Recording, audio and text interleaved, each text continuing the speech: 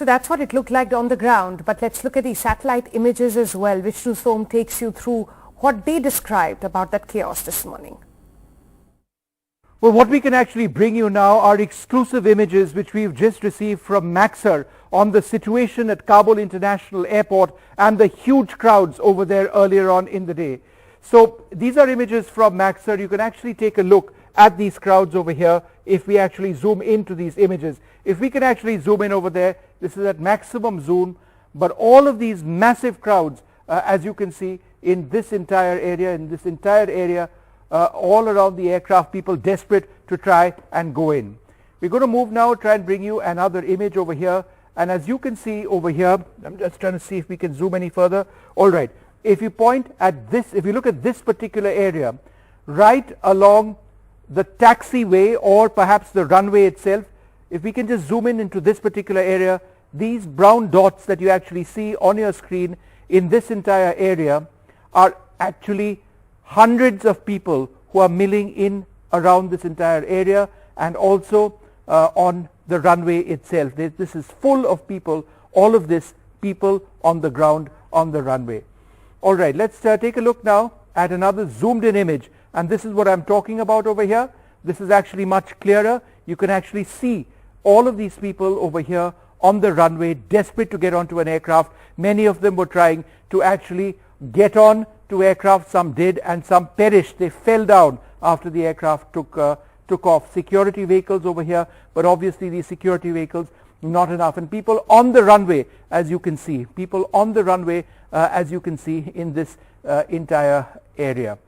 And finally, this is the situation outside the entrance to the airport. Absolutely crazy scenes, traffic jams massive as people try to get out of Kabul earlier on today.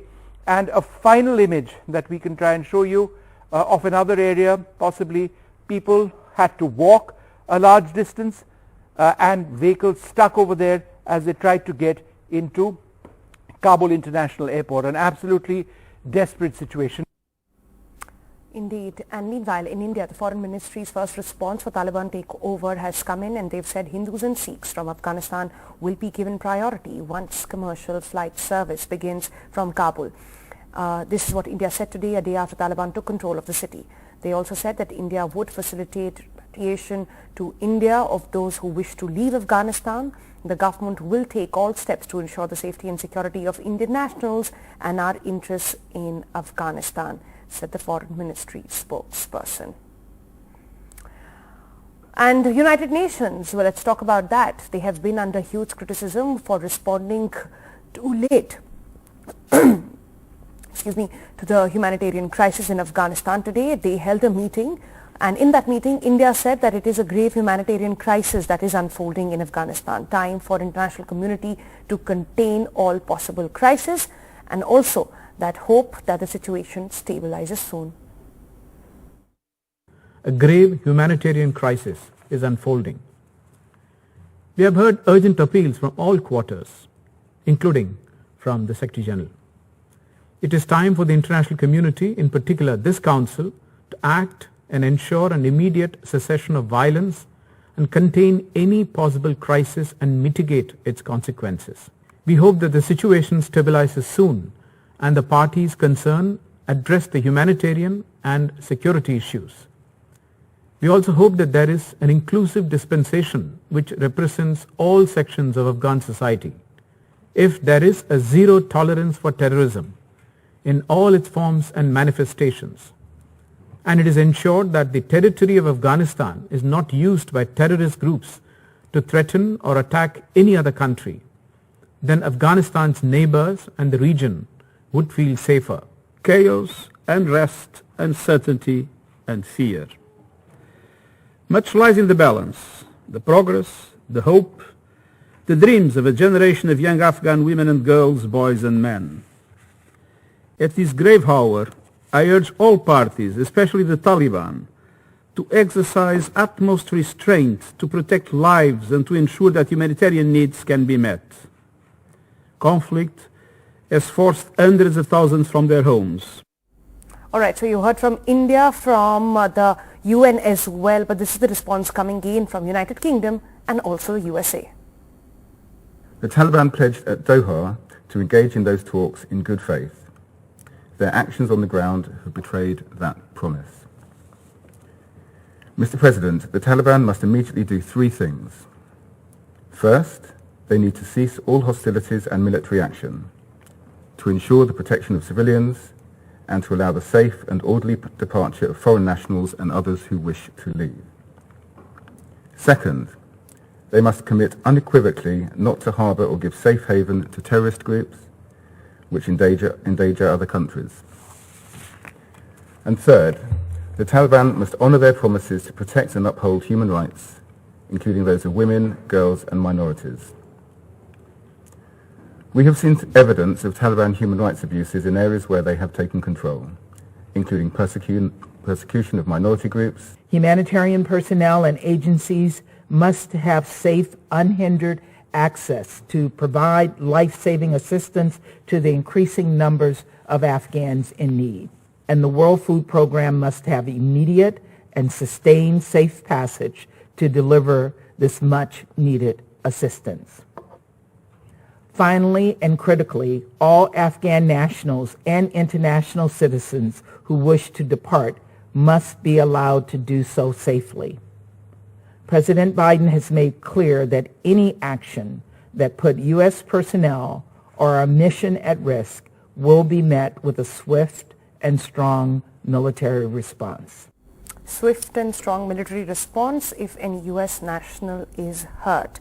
That's the message from U.S. Meanwhile, in India, so many Afghan refugees, nationals who have been here, who are looking at this crisis unfolding, and they can't stop their tears.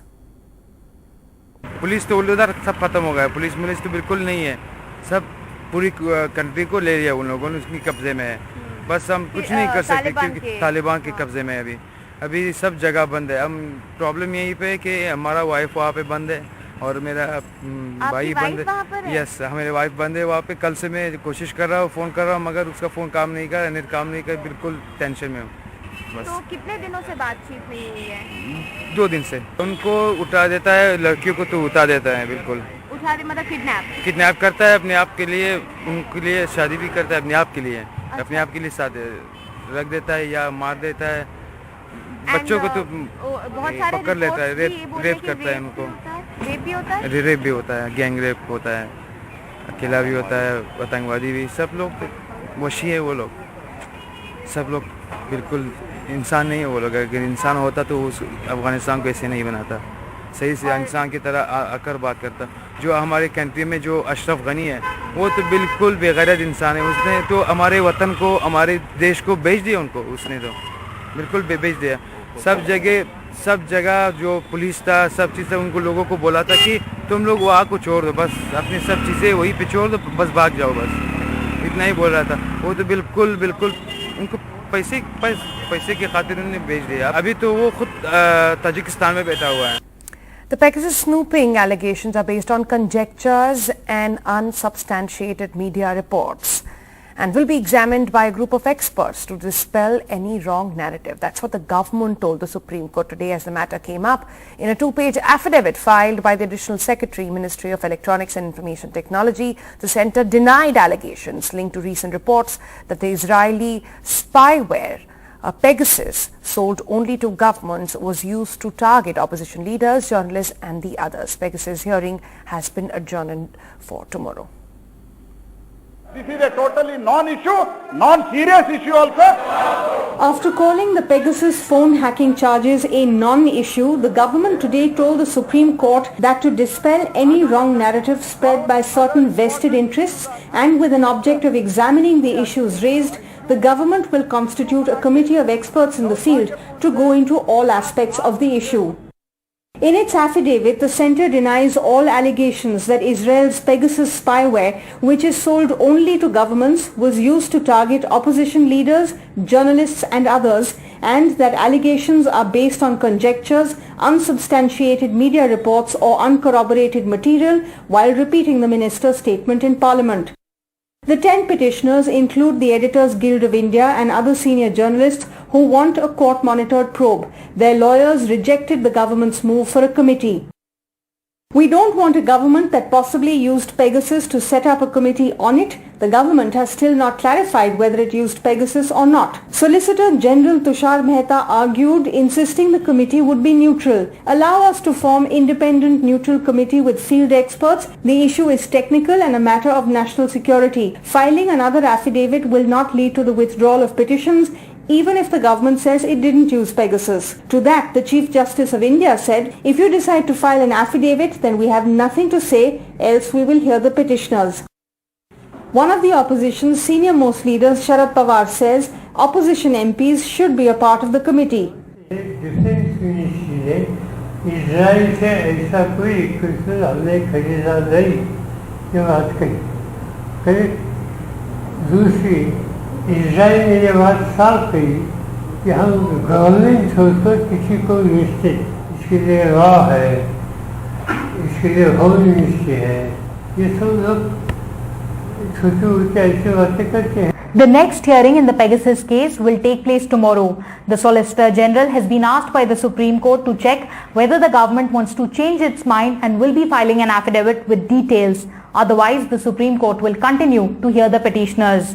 In New Delhi, with A. Vaidyanathan and camera person Ashok Mahale, this is Sukirti Dwivedi for NDTV.